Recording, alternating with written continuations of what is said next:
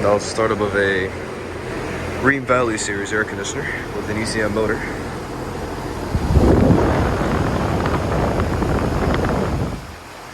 And that train started up as I cut off the video. This is from early 2015. This was before the platforms were made, as known as the classics. That is a 4-ton. Line is nice and cold. That's out the temperature. This is a used unit right here. This unit replaced the 2004 Goodman that I filmed like over 2 years ago, or even last year from now, at this place. And then we got the 2010's Train XB running.